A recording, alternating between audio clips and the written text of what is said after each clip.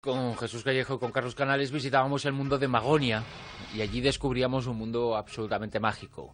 Salieron a tomar el fresco un poco y se metieron en la comunidad secreta, que es otro de esos mundos mágicos fundamentados en una obra y en un libro del que hablamos hoy. Carlos Canales, muy buenas noches. Hola, buenas noches. Jesús Callejo, muy buenas. Hola, Bruno, ¿qué tal?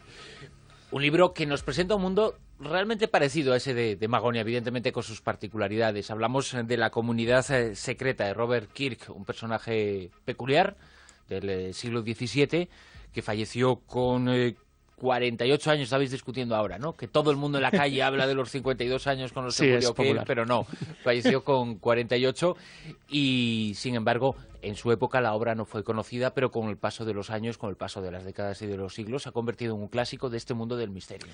Es un clásico a todas luces. ¿Por qué? Fíjate, estamos hablando de un personaje cuya muerte le mitifica, que es el caso de Kirk Aberfoyle, porque era reverendo de esta localidad de Escocia. Y él, pues a lo largo de su vida, pues recoge el testimonio de muchas personas que decían que habían visto a las hadas, a los elfos, a los subterráneos, como él los llama. Entonces, bueno, pues va recogiendo poco a poco testimonios de aquí y de allí. O sea, que no es una obra de ficción, sino que es una obra, supuestamente, de los testimonios fidedignos que va recogiendo de sus parroquianos. Y al final compone una obra pequeña, pero alucinante, que se titula La comunidad secreta de elfos, faunos y hadas. Así que ya nos pone sobre la pista de las puertas que podemos traspasar para descubrir, ni más ni menos, que el mundo de las hadas, pero con ese nombre tan sugestivo que es esa comunidad secreta. ¿Qué es lo que hace mítica la obra y al personaje? Que justo un año después de escribir esta obra, que no la llega a publicar, y estamos hablando del año 1691, un año después él muere de repente, y se teje toda una leyenda. ¿Le raptaron las hadas porque reveló demasiados secretos o qué pasó? Es curioso porque cuando el gran investigador del folclore celta, Walter Benz, a finales del siglo XIX, inició una investigación sobre las creencias de las leyendas de hadas y faunos y fairs en el mundo celta, uno de los informantes le dijo una frase que se hizo famosa con la que abrió su libro, que era: no quieres saber demasiado sobre nosotros. Bueno, pues la verdad es que lo bueno de Kirk Aberfoyle es que la leyenda está casi tan unida a su vida que es imposible separarla. De hecho, el mayor mito que existe, que aparece incluso en las guías turísticas, bueno, Aberfoyle está algo al norte de Glasgow, y la verdad es que es tan conocido que es casi ya imposible intentar decir que no es así, pero la leyenda dice que, como bien ha contado Jesús, que el 14 de mayo de 1692 los vecinos de Aberfoyle pues hallaron el cuerpo de su párroco muerto sobre un montículo que se llamaba Fairy Nowhere, la colina de las hadas. Y el hecho de que le encontraran allí, los lugareños no entendieron que era algo anómalo, sino pensaban que era pura y simplemente la consecuencia lógica de lo que Robert Kirk había hecho a lo largo de toda su vida, que no era otra cosa que poner al descubierto el mundo de la comunidad secreta donde moran las hadas, los elfos y los faunos. Quizás era de formación profesional o no, pero ya sabéis cuáles son las aficiones de servidor. Cuando hablábamos de Magonia, uno recordaba ese libro. Esto es Magonia. Uno recordaba ese libro de Jacques Vallée, que es el padre de la ufología científica, junto a Joseph Allen Hynek, pero fue un poquito más allá y fue al pensamiento profundo sobre lo que significaba ese fenómeno. Y él publicó un libro, un trabajo que es histórico, una de las obras más importantes del siglo XX en cuanto a esta temática, que era Pasaporte a Magonia. Él, después de escribir ese libro, organizó un grupo de científicos que se dedicaban a estudiar esos fenómenos. A ese grupo de científicos le llamó la comunidad secreta. No, lo llamó el Colegio Invisible, pero es por otro motivo. Es porque sí, además tuvo cierta razón. Él es un científico. Entonces, el Colegio Invisible es el nombre que dieron los científicos que había en Inglaterra a la prohibición de Cromwell de continuar con la investigación científica. Pero es muy correcto lo que has dicho de todas maneras, porque está muy ligado, ¿verdad? No, porque hay una diferencia esencial entre Robert Kirk y todos los demás que le han continuado. Es que él nació y vivió en una época en la cual el mundo europeo occidental empezaba a dividirse en dos: los que creían solamente en la fe y en las causas del mundo originadas pura y simplemente por Dios, que era la tradición medieval europea, y los que pensaban que la razón era lo que nos tenía que dar a conocer el mundo. Eso sin perder la religión, que sería la vía, por ejemplo, de Newton y luego de los enciclopedistas franceses. Bueno, pues la diferencia entre todos los que han tratado estos temas y Kirk Aberfoyle es que Kirk, en ese periodo de transición, fue el primero de todos los investigadores que dijo que nosotros podíamos acceder al conocimiento de la comunidad secreta. Es decir, que los seres humanos teníamos un poder que, según él, nos venía dado y se podía heredar, pero que luego desarrolló más, que se podía trabajar y estudiar, como quien aprende a leer o escribir, que nos permitiría alcanzar el conocimiento de la observación de los seres del mundo de las hadas, de lo que él llamaba la comunidad secreta, bien a través de que se trate de seres que viven, como él dice, en el aire, al estilo de lo que luego hizo otro tipo de investigadores en toda Europa, pues incluso el padre Fijó, cuando trata las supercherías, siempre habla de los seres del aire, o más antiguamente Paracelso, que fue el primero que utilizó el término en Europa de elementales, o de gnomos, fue el primero que lo usó. De hecho, gnomos se lo inventó él. Como la posibilidad de que ese tipo de visión, lo que él llamaba la segunda visión, nos permitiera el alcanzar a ver a seres que, según él, y ahí es muy interesante, por eso se le une a Jacques Vallée, viven entre nosotros. Un ejemplo de Vallée, fíjate, para tocar esto. Hay una de las famosísimas descripciones de Jacques Vallée cuando hace su barrido en Pasaporte a Magonia, en el cual cita un incidente clásico de la ufología en Francia en los años 50, en los cuales él cuenta, como todas las demás historias, esa especie de teatrillo extraño que se monta cuando alguien cuenta una historia de encuentro, lo que llamaríamos en tercera fase. El caso es que se trataba de un campesino francés que se encuentra pues con alguien que está en un campo. Entonces, cuando le piden que describa cómo es la persona, él dice que parecía un mecánico con una gorra de pelotero, es decir, de jugador de béisbol. Es decir, esto es un disparate. Lo que está escribiendo no tiene nada que ver con un mundo que nosotros podamos pensar diferente. Está hablando del nuestro, pero es distinto. Bueno, pues esto es lo que decía Kirk de Aberfoyle, que es que no están en ningún lado, que están aquí. Lo que pasa es que de alguna manera nosotros no lo vemos, pero podemos tener contactos con ellos. Y ahí viene luego lo más interesante de la vida de Kirk de Aberfoyle, que es cuando él describe cómo se producen esos contactos entre mundos, que es a lo que él llama la comunidad secreta. En esos mundos de los que hablaba este reverendo, el señor Kirk, hay elfos, hay hadas, hay, bueno, pues todos esos seres elementales. Pero lo explica muy bien. En los que usted no cree. Claro, seres en los que no creemos, pero que aunque no creamos en ellos, sí también tiene una relación con nuestro libro. Y es que nosotros hablamos de que se trata de términos convencionales, como dice Jacques Vallée o como dice Meceos. Se trata de términos en los cuales tú llamas de una forma una cosa, pero da absolutamente igual como tú lo llames. Por ejemplo, duende en castellano es un genérico. Duende vale para expresar a cualquier mundo o ser sobrenatural, desde diablillos hasta jinetitos. Duende es una palabra que nosotros definimos para indicar a una tipología determinada de seres elementales, en una terminología de Paracelso, pero elegimos, bueno, pues un estándar. Esa palabra en inglés sería elfo. Elfo sería un estándar, es una palabra genérica que denomina a todos los seres del más allá, o en francés feirada, fi. Es decir, que es la palabra que luego cogieron. Las palabras son las mismas. De hecho, incluso elfo tiene una raíz indoeuropea. De hecho, alf, que es pesadilla, de ahí viene en alemán. Y todos sabéis que, por ejemplo, los pesadillos son unos duendecitos que se te sienten en el pecho y te absorben la energía. Y te producen pesadillas. Es decir, bueno, pues en el fondo todo es lo mismo. Entonces, él utilizaba palabras genéricas. Cuando le dice faunos, no se refiere a los faunos en el sentido de la historia clásica. Se refiere en general. Es decir, para él, tanto las hadas como los elfos como los faunos son formas genéricas de denominar a los seres que habitan en aquel lugar. Que, por cierto, no son muy diferentes a nosotros, según su descripción, dado que tienen lo mismo que tenemos nosotros. Pasiones, ambición, viven, mueren, tienen hijos, familias, leyes. Es decir, tienen un sistema muy parecido al nuestro, pero con radicales diferencias que les hacen inaprensibles para nosotros.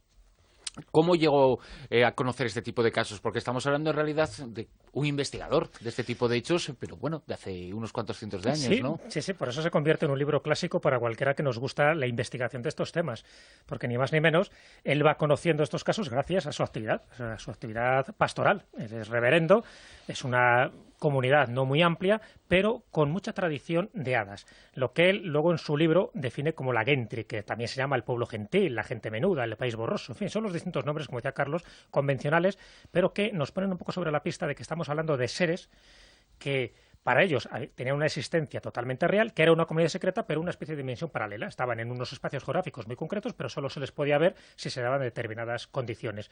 Claro, y las cosas que va contando él, que no es una novela, que es importante reiterarlo, que sencillamente son los testimonios que él recoge, porque él tampoco... Es un tratado. Claro, es un tratado pequeñito, porque al final se muere antes, sí. Pero es un tratado de la cantidad de cosas que él logró recopilar. No ver, porque él no es testigo directo de estos seres, a pesar de que él intentaba fomentar mucho, y eso lo cuenta en su libro, esa segunda visión que no tiene nada que ver con el racionamiento puro y duro, pero que pensaba que era el camino directo, no solo para entender a esta comunidad secreta, sino también para ponerse en contacto con ellos. Fíjate que curioso suministrar de una buena información. Que sin él saberlo, uno de los elementos que determina para él la segunda visión es algo parecido a lo que nosotros llamaríamos situaciones hipnogónicas. Es decir, el momento de la vigilia, lo que habitualmente la gente conoce como duerme duermevela. Es decir, el momento estamos entre el sueño y la vigilia, que es los puntos en los cuales nosotros, según... Bueno, él no lo dice así porque desconocía esta terminología, pero se está refiriendo a eso. Es decir, el momento en que los seres humanos son capaces de ver o tener las alucinaciones, como llamaríamos ahora, que es lo que son, pero que él consideraba que era el momento en que los seres humanos podían tener contacto con el mundo de lo invisible. Por lo tanto, él ya hablaba de que este tipo de experiencias ocurren en una situación que hoy calificaríamos como estado alterado de la conciencia. Exacto, pero él no lo dice de una manera tan clara, porque él, por ejemplo, no menciona, podía haberlo hecho, en la utilización de, por ejemplo, de drogas o de alcohol o cosas parecidas. No, él simplemente piensa que es que los seres humanos somos capaces de entrenar y educar nuestra mente para poder ser capaces de verlos. Fíjate que como todas las costumbres que él cita, o que nosotros cogimos en Seres y Lugares cuando hacíamos la tipología de los habitantes del mundo de las hadas, pues es verdad que en Seres y Lugares nosotros decíamos que en realidad hay hadas naturales y hadas que se crean. Bueno, fíjate qué cosa más absurda, pero es una de las raíces matriz de las leyendas y en eso no tiene sentido. Es decir, por un lado hay gente, elementales, que viven en el mundo que él describe. Pero a ese mundo se puede llevar raptados a seres humanos que una vez que están en él forman parte de ese mundo. Es decir, es una especie de sistema de traslación. Y además, de una manera inconsciente, aunque no llega al extremo de Beth, cuando hace un análisis más detallado ya en el siglo XX, a principios del siglo XX, de las leyendas del mundo occidental céltico, que es la base de todo esto. Y es que él no es consciente de que cuando en realidad habla, por ejemplo, de los changelings, de los cambiados, de los dobles, en realidad está haciendo referencia a una necesidad. Es decir, está dando una explicación a la existencia del otro mundo y su intervención en el nuestro. Que es lo fascinante, que es que él no es consciente. Claro, una especie de raza híbrida. Fíjate, claro. Hay dos datos muy interesantes de los muchos que se pueden contar, ¿no? Uno lo acaba de apuntar ahora Carlos, que es esos changelings, esos cambiazos que supuestamente dan las hadas con seres humanos y luego dejan en su sustitución a alguien exactamente igual. En las leyendas asturianas los aninos, claro, para que no se entienda. Una especie de doble. Claro, sí. Cuando él muere de una apoplejía fulminado en esta colina de hadas en el año 1692...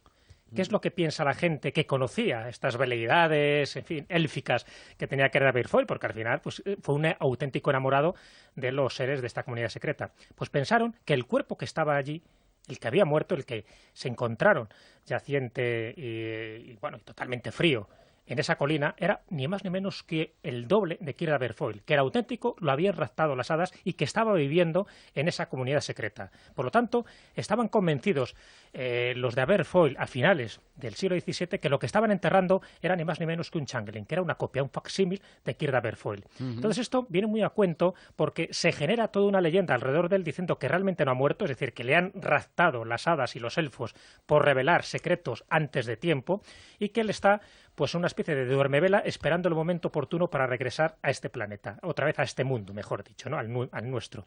Entonces hay toda una leyenda alrededor de esto que lo cuento de una forma muy somera. Bueno, pues parece que uno de sus primos se le aparece al cabo de unos días, que está muerto Kerr Foyle, se le aparece a uno de sus primos, se llama Thomas Graham, y le cuenta la posibilidad de volver otra vez a su mundo, a la Tierra, ¿no? Al nuestro.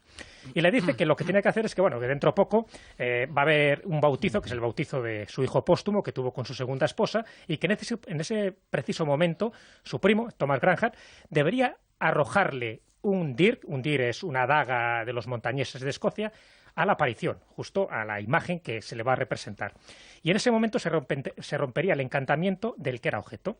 Bueno, pues esto era la teoría, perfecto, pero llega el bautizo, se le presenta a Kerr Foyle a su primo, el primo le entra la cagalera de la muerte y entonces no acierta a tirarle el dirk y por lo tanto, pues el encanto no queda desencantado. Es decir, otra vez Kerr pues queda en su mundo, por decirlo así, totalmente prisionero, sin poder volver otra vez a su tierra para explicar qué es lo que realmente le había ocurrido. Todo esto es una leyenda, pero una leyenda que fue creída durante mucho tiempo pensando que, a pesar de que él hizo todos los intentos para regresar, no pudo por la impericia, por decir, la ineptitud de su primo Thomas Graham. Hay una cosa más que yo quería citar, porque es que es muy importante, decir, porque ahora visto desde el siglo XXI, pues esto parece muy extraño, pero el libro de Kirk, bueno, los documentos que dieron base al libro, se basaban en contactos con lo que entonces era iba a decir la intelectualidad de la época, es decir, gente que de verdad confiaba o todavía intentaba estar en un punto intermedio entre lo que sería la superstición medieval y lo que he dicho como antes que era el comienzo de la ciencia. De hecho, en la Comunidad Secreta hay un informe de Milord Tabard, que era el primer ministro del rey de Escocia, que le envió un amigo común, se llamaba Robert Boyle, el famoso científico irlandés, que trabajaba en estudios sobre los gases elementales y sobre alquimia, y en el cual había un montón de referencias a contactos de personas con la gente del no mundo o del país borroso, que fueron la base de los testimonios que dieron paso luego a la comunidad secreta. Además, entre ellos hay uno que es muy importante para cualquier escocés que le interesaba el mundo férico, que es Thomas de Erceldoune, que es un poeta del siglo XIII, que fue raptado por la reina de las hadas y trabajó supuestamente en el país borroso durante 7 años para luego regresar, y como todos los que vuelven del país de las hadas o de Magonia, me da absolutamente igual, volver con unos poderes especiales, que en este caso era que jamás podía mentir y que siempre que escribía apareados cuando hacía poesía, predecía el futuro. De hecho, predice la batalla de Bannockburn en 1314 y la muerte del rey Alejandro III de Escocia, lo cual le dio, por supuesto, una gigantesca fama. Además, sobre él es sobre el primero que se dijo que cuando era un anciano nunca murió, sino que se apareció en un bosque cuando iba en compañía de 2 ciervos. Bueno, todo este tipo de leyendas que se fueron acumulando durante siglos en Escocia fueron lo que le dieron a él la capacidad de hacer un libro en el cual sumó, y eso es verdad, el conocimiento que tenía de los clásicos. De hecho, hay influencias de Sócrates y del famoso Dionisio Areopagita. Aparte de, por supuesto, de Paracelso, que fue el primer científico, el primer paracientífico que clasificó los elementales en silfos, aire, ondinas, agua y salamandras, fuego. Claro. O sea, él no intenta hacer un estudio científico, él intenta reflejar No, él intenta reflejar el contacto que él ha tenido y pero las pruebas y las incluso pruebas. Mejor Sí. que exponer un estudio científico Hombre, o es racional difícil. del hecho, Sí. evidentemente es difícil, pero sí tocó una serie de fibras que luego, Claro, lo hizo muy bien. bueno, que están en las teorías más vanguardistas de los tiempos actuales. En la base ¿no? absoluta de la ufología moderna. Claro, de hecho es un libro de referencia. Claro. Todavía se sigue citando. Es decir, hay mucha gente que desconoce este libro. Por suerte en España sí hay una buena edición de La Comunidad Secreta, no editado por Siruela. Pero en muchos lugares no le conocen para nada a Kirk Aberfoyle, a pesar de que ese tratado fue lo más importante y lo más completo que se hizo, por lo menos hasta esa época. Y luego, todos los que hemos seguido un poco su estela, porque tanto Carlos como yo, pues bueno, ese libro nos ha suministrado muchísimos datos para conocer la naturaleza, en fin, el origen, los secretos de esta comunidad secreta o de este país borroso. Una de las cosas que intenta hacer Kirk Aberfoyle, es verdad que no es un tratado científico porque es imposible que lo sea, pero sí intenta sacar conclusiones, sí intenta poner sobre el tapete determinadas evidencias a la hora de juntar una serie de datos. Entonces, una de las cosas que hace Kirk es tratar de demostrar mediante la aportación de hechos aislados, ¿no? de muchas de las visiones sobrenaturales que han tenido sus parroquianos, pues intenta decir que todas esas visiones no proceden del diablo, porque era una de las explicaciones es verdad, lo clásicas. rebate de una manera muy limpia. No proceden del diablo ni que eran espíritus malignos, sino que él pensaba y estaba convencido de que eran entidades reales que solo eran vistas por personas que poseían la facultad o la habilidad curativa. O por lo menos esa segunda visión, que es una especie como de tercer ojo. Ese tercer ojo que puedes ver las cosas invisibles, pero que estarían ahí. Por al lado cierto, para él vuestro. era muy importante, eso es importante para su comunidad, porque había una ley escocesa de 1604 que prohibía expresamente el trato con elfos. Claro, Yadas. o sea, era con lo cual quiere decir práctica que estaban descomunal. convencidos que ese Sí. trato se podía producir. Sí. Entonces, otra de las conclusiones que saca Kirk Aberfoyle en este libro es que entendía que todas las edades están legando a la posteridad una especie de secreto. Un secreto que debe ser descubierto en el momento oportuno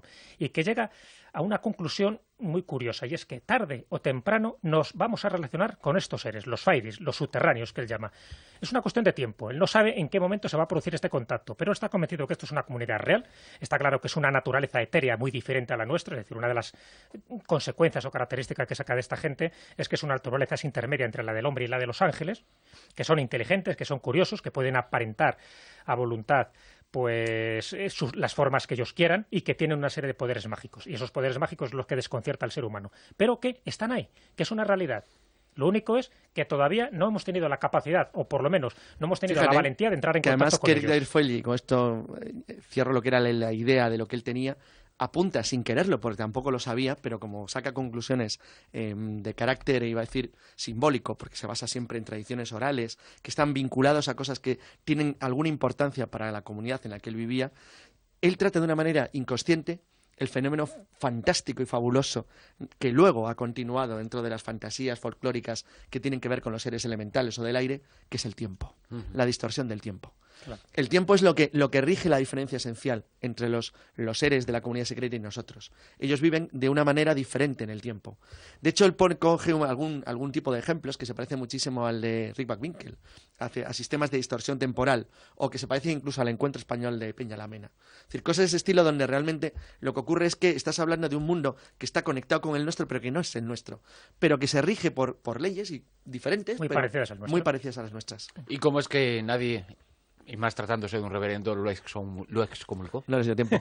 No, exactamente, porque nunca se lo creyeron. Ese es el problema. Bueno, aparte de todo era un reverendo protestante, era difícil excomulgarle. Sí, era distinto, no era católico. Sí. No, sencillamente él sí tenía una buena fama en su momento porque, bueno, fue una labor antropológica lo que hizo en realidad. Realmente ¿no? es eso. La cosa es que cuestionemos o pongamos en duda los datos que él quiso mostrar ahí, pero sí que sacó una serie de conclusiones, sí que nos reveló una serie de características que tenían estos personajes de la comunidad secreta, estos subterráneos que él decía, incluso cómo se alimentaban, en fin, cómo cambiaban de lugar, qué organización tenía, incluso las creencias y la filosofía. Fíjate, para terminar, solo te digo algo que a mí me llamó poderosamente la atención cuando leí el libro, que era el sistema filosófico de estos subterráneos. Los subterráneos, estamos hablando de los feiries, de estos seres que viven en la comunidad secreta. Pues decía que estaba basado en dos ideas muy básicas. Y la primera es que nada muere y que cada cosa evoluciona de acuerdo a un ciclo que se renueva y se mejora continuamente. Es decir, eso es un movimiento de la ley universal. O sea, no tenían ninguna devoción estos seres aparente por ni Dios ni por ninguna otra divinidad. Tampoco tienen una religión organizada, pero sin embargo eran tan creyentes que sus principios básicos, filosóficos o teológicos estaban basados en que nada moría en este mundo y que cada cosa estaba evolucionando continuamente, como si fueran ciclos consecutivos. Bueno, pues qué bonito, ¿no? Que dentro de esa filosofía podemos adentrarnos hasta lo que pueden pensar estos seres que parece que están en el otro lado, al lado en la otra parte del espejo. Ya sabéis que también el espejo está muy relacionado como puerta dimensional para acceder a este tipo de seres, y que sencillamente están esperando el momento oportuno, es decir, el tiempo adecuado, esa cuarta dimensión, para poder entrar en contacto con nosotros. Pues no os reveléis más, porque ya sabéis que vuestros compañeros y cofrades del Colegio Invisible nos dejan. Sí, exactamente. Además, corre peligro la gente que revela demasiados datos antes de tiempo. Yo creo que hemos revelado los justos. Ni uno más ni uno menos. Lo suficiente como para pecar la curiosidad. Fascinante. Yo creo que a partir de hoy mucha gente se acercará a esa comunidad secreta, a ese libro extraordinario y sorprendente de Robert Creek. Carlos, Jesús, muchas gracias. Hasta luego. Gracias.